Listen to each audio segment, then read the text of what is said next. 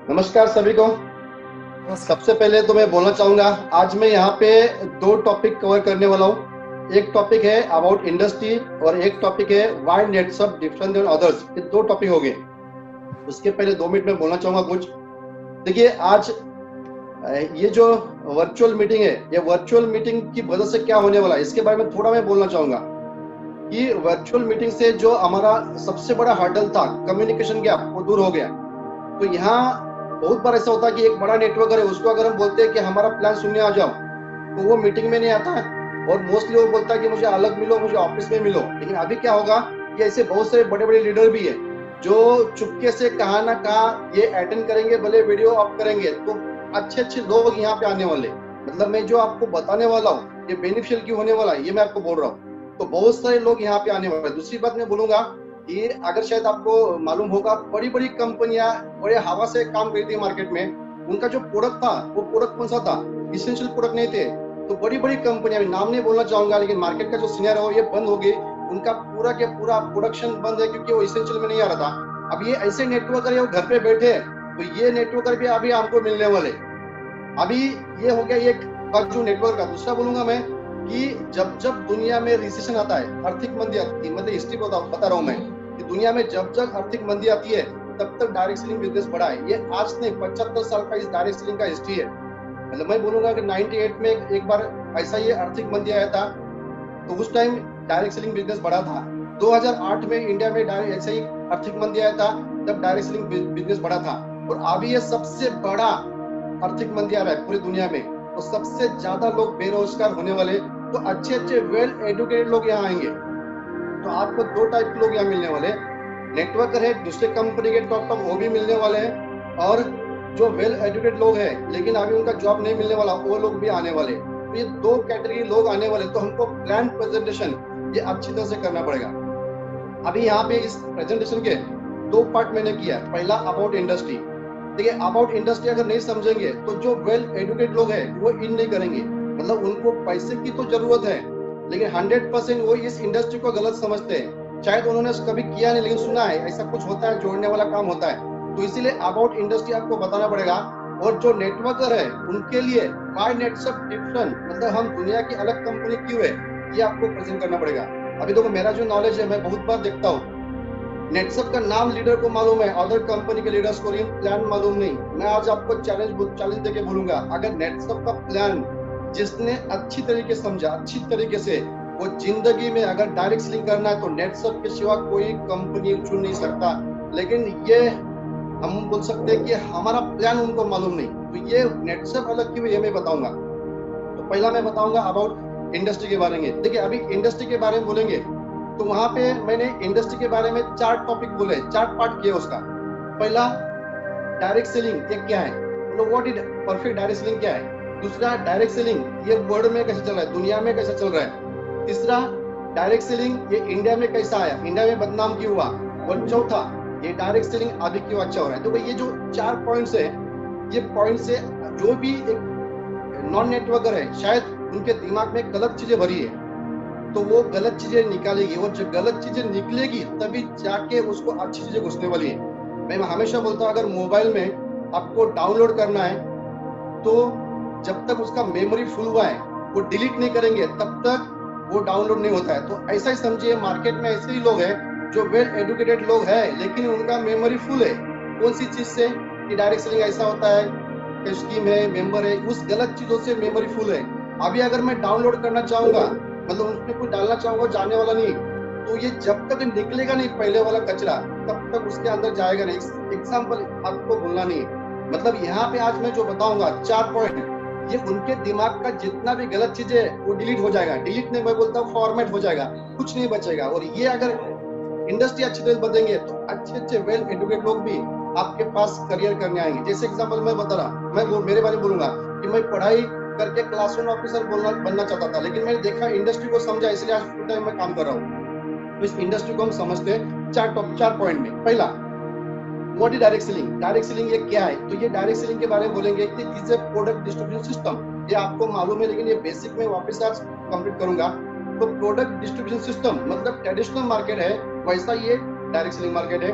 Traditional market में क्या होता है, कोई तो प्रोडक्ट बनाता है, कोई तो कंज्यूम करता है। यहाँ पे क्या होता है, कोई तो प्रोडक्ट बनाता है, कोई तो कंज्यूम करता है, दोनों मार्केट में होता है सेम। देखो शायद ये आपको रिपीट हो रहा है, लेकिन ये बेसिक में पकड़ रहा हूँ, ये बेसिक सीक्वेंस समझ में आया तो आप किसको भी कन्विंस कर सकते हैं। अभी ट्रेडिशनल मार्केट में क्या होता है, ये सबको मालूम है कि एवरेज कोई भी दुनिया में चीज बनती है, एवरेज उसका जो मैन्युफैक्चर कॉस्ट है वो कितना होता है, ये 30% होता है। मैं इंडिया की नहीं पूरे वर्ल्ड की बात कर रहा हूँ। कोई भी प्रोडक्ट ये 30% मैन्युफैक्चर कॉस्ट होता है, उसके बाद डिस्ट्रीब्यूटर, डीलर, होलसेल रिटेलर वहां पे 50% बढ़ता है और कंपनी का प्रॉफिट 20%। ये एवरेज माना जाता है, ये मेरा बात नहीं है, ये एवरेज सेल्स में बोला जाता है कि 30% ये मैन्युफैक्चर कॉस्ट होती है, 50% ये डिस्ट्रीब्यूशन में जाता है और 20% ये कंपनी का प्रॉफिट होता है। अभी डायरेक्ट सेलिंग में क्या हुआ, ट्रेडिशनल मार्केट में क्या होता है, ये 50% कौन इनकम करते हैं। तो ये जो मैं बता रहा हूँ, आप सोचिए कि ऐसा ही आप किसी को समझा रहे, वो नेटवर्कर हो शायद या वेल एजुकेटेड पर्सन हो, लेकिन ये सीक्वेंस से आप समझा रहे, ऐसा इमेजिन करिए। तो ये 50% कौन इनकम करता है, 50% ये अमाउंट है वही अर्निंग करता है जिसके पास इन्वेस्ट करने के लिए पैसा है, जिसने पैसा लगाया, पैसे के ऊपर पैसा कमाया। मतलब ट्रेडिशनल मार्केट में एक इन्वेस्ट करने वाला ही पैसा कमा सकता है। डायरेक्ट सेलिंग मार्केट, अभी डायरेक्ट सेलिंग मार्केट का क्या फर्क है, डायरेक्ट सेलिंग में देखिए नाम में ही मीनिंग है, कंपनी प्रोडक्ट बनाती है, डायरेक्ट कंज्यूमर को देती है।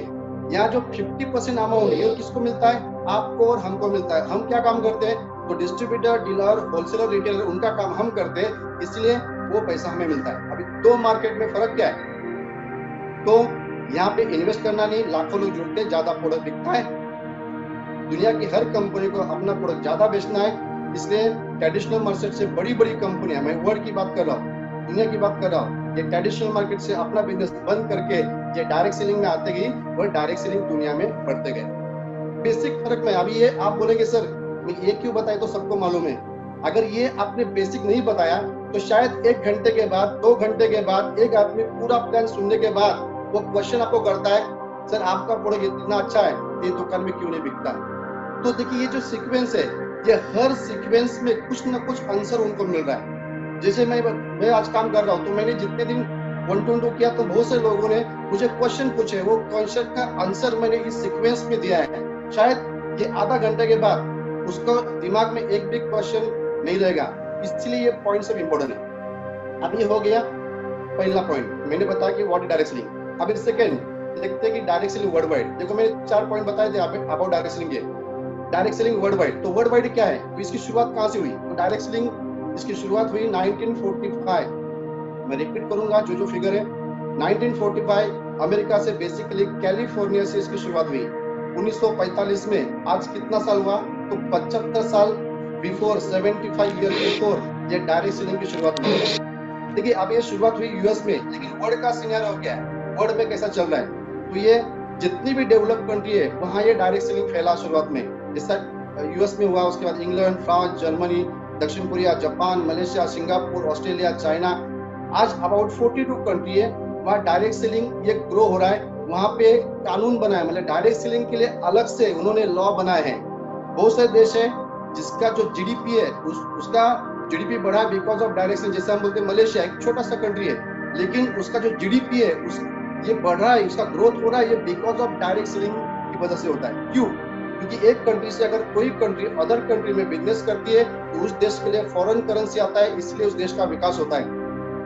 सबसे बड़ी एक समस्या होती है बेरोजगारी, जो अनएम्प्लॉयमेंट, तो हर कंट्री में ऐसी बेरोजगारी समस्या होती है, लेकिन सबसे ज्यादा लोग अगर इसमें काम करते हैं तो बेरोजगारी दूर होती है। ऐसे सो मेनी रीजंस है direct selling in the growing industry in the world. इस समय हमेशा एग्जांपल दे रहा हूँ, देखिए एक एग्जांपल मैं दूंगा। देखिए अभी मैं बता रहा हूँ कि ये डायरेक्ट सेलिंग क्यों ग्रो हो रहा है, व्हाई, तो ये इंडस्ट्री दुनिया में ग्रोइंग इंडस्ट्री क्यों बनती है। तो इसका मैं एक एग्जांपल आपको दूंगा आज कि डायरेक्ट सेलिंग ये अदर इंडस्ट्री से अलग इंडस्ट्री, जैसे इंडस्ट्री का वर्ड आपने सुना होगा, देखो हम बोलते हैं आईटी इंडस्ट्री, हम बोलते हैं एग्रीकल्चर इंडस्ट्री, हम बोलते हैं वेलनेस इंडस्ट्री, हम बोलते हैं ऑटोमोबाइल इंडस्ट्री, हम बोलते हैं बैंकिंग इंडस्ट्री, ये there are so many industries. देखिए एक एग्जांपल वेरी वेरी इंपॉर्टेंट है, जब आप वर्ल्ड का सिनेरियो देखिए बताएंगे तो ये एग्जांपल आप वहां दे सकते हैं, एक एग्जांपल समझ में आएगा उसको कि डायरेक्ट सेलिंग क्यों बढ़ रहा है। अभी डायरेक्ट सेलिंग वर्ल्ड में ग्रोइंग क्यों है, क्योंकि जितनी भी इंडस्ट्री है, जैसा मैंने आईटी इंडस्ट्री एग्जांपल देता हूं, अगर आपको आईटी में जॉब करना है, आईटी में करियर करना है, तो आपको क्या करना पड़ेगा, एक सॉफ्टवेयर इंजीनियर बनना पड़ेगा। अगर आपको ऑटोमोबाइल इंडस्ट्री में जाना है तो आपको क्या करना पड़ेगा, आपको मैकेनिकल इंजीनियर बनना पड़ेगा। देखिए मेरे एग्जांपल जो दे रहा हूँ, कोई भी इंडस्ट्री में अगर आप काम करने जा रहे हो तो स्पेसिफिक डिग्री या क्वालिफिकेशन की जरूरत है। अगर आपको लगता है कि मैं बैंकिंग इंडस्ट्री में जाऊं तो आपको कॉमर्स का स्टूडेंट होना जरूरी है, बीकॉम का स्टूडेंट होना जरूरी है। मतलब दुनिया के हर इंडस्ट्री में अगर आपको काम करना है तो स्पेसिफिक डिग्री या क्वालिफिकेशन की जरूरत होती है। अभी डायरेक्ट सेलिंग इंडस्ट्री है, ये इंडस्ट्री सबसे अलग क्यों है, क्योंकि यहाँ जो लोग आते हैं ये डिग्री क्वालिफिकेशन लेके नहीं आते। जैसा एक सॉफ्टवेयर इंजीनियर है, वो सॉफ्टवेयर इंजीनियर 1 लाख वो सैलरी है, लेकिन वीकेंड में देखता है चलो पार्ट टाइम कुछ टाइम फ्री है कुछ काम करेंगे, वो आता है नेटवर्क में डायरेक्ट सेलिंग में पार्ट टाइम के लिए, सैटरडे संडे वीकेंड में। एक डॉक्टर है वो भी प्रैक्टिस करता है, लेकिन वीकेंड में जब फ्री टाइम मिलता है वो आता है तो पार्ट टाइम के लिए। लेकिन जब वो देखता है कि मुझे वहां पे 1 लाख का सैलरी महीने का है और यहाँ पे मैं महीने का 16 लाख कमा सकता हूँ, तो हो जाता है फुल टाइम। देखिए मेरे पॉइंट देखिए, दुनिया के कोई भी इंडस्ट्री में लोग डिग्री लेके जाते हैं या क्वालिफिकेशन लेके जाते हैं, यहाँ पे कोई डिग्री लेके नहीं आया। या हर इंडस्ट्री के लोग आते हैं पार्ट टाइम, ये आते हैं पार्ट टाइम लेकिन हो जाते हैं फुल टाइम। ऐसा दूसरे इंडस्ट्री में नहीं हो रहा है। मतलब ऐसा नहीं हुआ कि एक डॉक्टर है उसने 10 साल प्रैक्टिस किया, अभी उसका मूड खराब हुआ, अभी वो बोल रहा है यार बहुत डॉक्टर हो गया, अभी मैं इंजीनियर बनूंगा। ऐसा कभी होता है क्या? कभी नहीं होता है। मतलब मैं बोलना चाहता हूँ कि ये एक ही इंडस्ट्री है, या हर इंडस्ट्री के लोग आ रहे पार्ट टाइम आ रहे हो रहे फुल रहे, बाकी इंडस्ट्री में आपस में चेंज नहीं हो रहा है। और ये सिलसिला कब चालू हुआ मालूम है? 1945 आज से 75 साल पहले चालू हुआ है। तो वर्ल्ड का अगर हिस्ट्री देखेंगे तो एक संस्था है WFDSA, world federation of direct selling association, WFDSA। ये यूएस में एक संस्था है, वॉशिंगटन डीसी में नॉन गवर्नमेंट ऑर्गेनाइजेशन है, उसका डेटा हर साल आता है। उसने बोला कि जितनी भी इंडस्ट्रियां दुनिया में है उससे ज्यादा ग्रोथ होने वाली इंडस्ट्री ये डायरेक्ट सेलिंग इंडस्ट्री, मतलब सबसे ज्यादा लोग अभी यहाँ काम कर रहे हैं। तो ये ग्रोथ देख के ये WFDA से बोल रहा है कि आने वाले 10 से 15 साल में पूरे विश्व में सबसे ज्यादा रोजगार देने वाली एक ही इंडस्ट्री होगी, वो है डायरेक्ट सेलिंग इंडस्ट्री। देखिए बोलने के लिए बहुत कुछ है, लेकिन मैं वर्ड के बारे में एक ही बताया, direct selling is a growing industry in the world. अगर यूएस का देखा जाए तो अबाउट 32 करोड़ पॉपुलेशन है, लेकिन उसको बोला जाएगा अबाउट 60% पॉपुलेशन डायरेक्ट इनडायरेक्ट। मेरे पास डेटा है, मैं वो बोल रहा हूँ, ऐसी बातें यहाँ वहां की सुन के नहीं बोल रहा हूँ, मेरे पास तो कुछ उसके प्रूफ है। विदाउट एविडेंस में कोई चीज बोलता नहीं हूँ। तो अबाउट 60% पॉपुलेशन डायरेक्ट इनडायरेक्ट इस बिजनेस से कनेक्टेड है। In short direct selling industry is the growing industry world. देखिए इंडस्ट्री के बारे में 4 पॉइंट बोले थे मैंने। पहला what is direct selling, second word direct selling, ये वर्ड वाइज क्या है। अभी तीसरा पॉइंट देखेंगे इंडिया में क्या हुआ, वेरी पॉइंट। अभी इंडिया में आया 1996 में। डायरेक्ट सेलिंग इंडिया में कब आई? जैसे हम बोलते हैं कि एमयू कंपनी शुरुआत में आई 1996 में। मैंने पहले बताया कि डायरेक्ट सेलिंग दुनिया में कब चालू हुआ, तो 1945।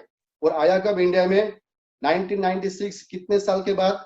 51 ईयर के बाद। सोचिए 51 ईयर, ये छोटा पीरियड नहीं, 2-4 साल नहीं, इसको बोलते हाफ एन एरा। मतलब इस इंडस्ट्री में हम दुनिया से पीछे है। जो फैक्ट है हमको बोलना है कि हम इस इंडस्ट्री में दुनिया से 51 ईयर पीछे है। अभी यहाँ मल्टीनेशनल कंपनी आई, लेकिन इंडिया में यहाँ कोई सी गाइडलाइन नहीं बनी। देखो जो फैक्ट है मैं आपको बोल रहा हूँ, जिसके दिमाग में जो जो क्वेश्चन है ये सीक्वेंस से बताएंगे, ये सब क्वेश्चन का जवाब उसको मिलने वाला है। अभी ये इंडिया में आया, लेकिन इंडिया में इसके लॉ नहीं बने थे। इंडिया में बहुत सी इंडियन कंपनी चालू हुई। किसने चालू की? एक आम लोगों को नेटवर्क करने, कहाँ से प्रोडक्ट का जुगाड़ किया। जुगाड़ बोलता हूं मैं, जुगाड़ क्यों? जो भी हल्दी मिर्ची नमक मिल गया ले लिया, कहाँ से सॉफ्टवेयर लिया, कंपनी चालू कर दिया। कुछ लोगों ने तो जिस दिन कंपनी बनाया उस दिन लिखा पेपर पे, उसको लेके कब भागना है। मतलब इंडिया में मार्केट बदनाम हुआ। ये सच है, बोलना है हमको, ये मार्केट बदनाम हुआ। कारण क्या है कि यहाँ कानून नहीं थे, लेकिन अदर कंट्री में दिस अ ग्रोइंग इंडस्ट्री। लेकिन ये होते होते, चौथा पॉइंट बोलना, अभी क्या हुआ है, तो 9 सितंबर 2016 में कंज्यूमर मिनिस्ट्री ने, सेंट्रल गवर्नमेंट ने ये गाइडलाइन बनाया, लिखा है condition to conduct direct selling business in India, this is condition. ऐसे 14 पेज का वो गाइडलाइन है, आप किसी को भी दिखा सकते हैं, जब ध्यान देंगे वो बाजू में रखना है हमको, कि गाइडलाइन बताएंगे तो लोग बिलीव करेंगे कुछ ना कुछ अच्छा है, इसलिए गवर्नमेंट ने कानून बनाए। कानून नहीं बोल सकते, गाइडलाइन, ये इंप्लीमेंट होगा तो कानून बन जाएगा।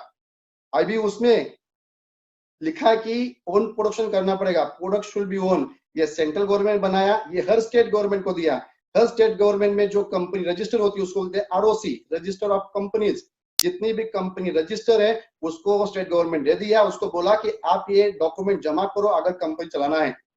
पूरे इंडिया में 96 के बाद कितनी कंपनी आके बंद हुई, 50,000 के बाद ज्यादा कंपनी आके बंद हुई, लेकिन इस गाइडलाइन को देखते कितने कंपनी चलाना चाहा तो अभी तक 388 कंपनी, जो फैक्ट है मैं बोल रहा हूँ, 388 कंपनी डॉक्यूमेंट जमा किया। ये 4 साल का प्रोसेस है, उसमें से बहुत सारी कंपनियां 4 साल में बंद भी हो गई। मतलब अभी तक डॉक्यूमेंट जमा हुआ है, गाइडलाइन इंप्लीमेंट होना बाकी है, उतना भी वो जिंदा नहीं रह पाई। तो आप देखा जाए 200-250 कंपनियां हैं, अभी एक 200-250 कंपनी है, उनको दिया है कंप्लायंस सर्टिफिकेट। ये बताना जरूरी है क्योंकि ये बहुत इंपॉर्टेंट चीज है, क्योंकि अभी एक थोड़ा क्रिटिकल है, कठिन है, लेकिन ये बोलेंगे तो आपको लोग बिलीव करेंगे, आपको लीडरशिप एक्सेप्ट करेंगे कि वो देखता है आपके पास कितना नॉलेज है, इसे थोड़ा नॉलेजेबल बोलना जरूरी है। तो ये जो 200-250 कंपनियां, कितनी कंपनी लॉ में बैठ सकती है, तो उनको बोलना है कि गाइडलाइन में क्या लिखा है, ओन प्रोडक्शन। अभी कितनी कंपनियां खुद का प्रोडक्ट है, तो एक वेबसाइट है, वो आप चेक कर सकते हैं। मैं बार बार एक वेबसाइट का नाम लेता हूँ, www.mca.gov.in। MCA मतलब ministry of corporate affairs .gov मतलब गवर्नमेंट।